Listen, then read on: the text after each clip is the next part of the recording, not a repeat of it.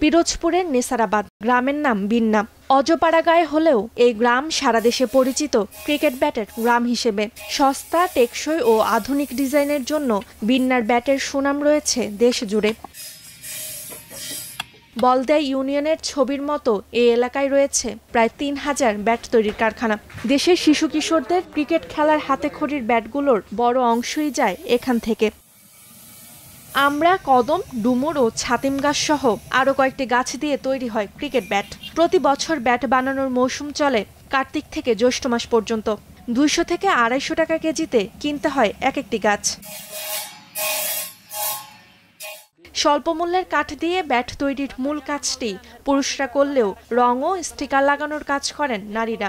২০ থেকে ২৫ দিন লাগে একটি ব্যাট তৈরি করতে। এরপর ঢাকা সহ দেশের বিভিন্ন স্থানে পাইকারি ক্রেতাদের কাছে বিক্রি হয়।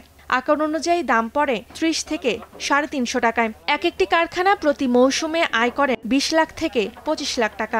নিম শিশু, তারপরে গিয়ে আপনার কদম, তারপর গিয়ে আমরা, এগুলাই বেশি অ্যাভেলেবেল চলে। আমরা মাস চুক্তি কাজ করি, মাসে ২০,০০০ টাকা বেতন দেয়। বিন্না গ্রামের কারিগররা আন্তর্জাতিক মানের ব্যাট তৈরি করতে পারলেও শুধুমাত্র কাঁচা কেরোসিন কাঠের অভাবে তৈরি করেন নরম কাঠের ব্যাট, যা শুধুমাত্র টেনিস বল খেলার জন্য উপযুক্ত।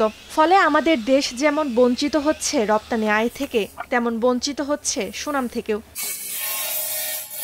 বিশ্বসেরা ক্রিকেট ব্যাট তৈরিতে বদ্ধপরিকর এখানকার কারিগররা। তাই কাঁচা কেরোসিন কাঠ আমদানি করতে সরকারি উদ্যোগ নিশ্চিত করা গেলে এখানকার কারিগররা তৈরি করতে পারবেন বিশ্বমানের ব্যাট। প্রত্যক্ষ এবং পরোক্ষভাবে এই কারখানায় প্রায় ১০,০০০ লোকের কর্মসংস্থান রয়েছে। বাৎসরিক প্রায় কয়েক কোটি টাকা এখানে লেনদেন হয়। তাদের সুবিধা অসুবিধা সার্বক্ষণিক তদারকি করা হয়। তাদের আর্থিক সহায়তার প্রয়োজন হলে বিসিক সবসময় তাদের পাশে রয়েছে। বিন্না সহ আশেপাশের ১৫টি গ্রামের মানুষ জীবিকা নির্বাহ করেন ক্রিকেট ব্যাট তৈরি করে। তবে ভারত ও পাকিস্তানের ব্যাট বাংলাদেশে আসায় তাদের তৈরি ব্যাটের চাহিদা কিছুটা কমেছে। এতে দুশ্চিন্তায় পড়েছেন পিরোজপুরের ব্যাট কারিগররা। Roksana Rimi, star news.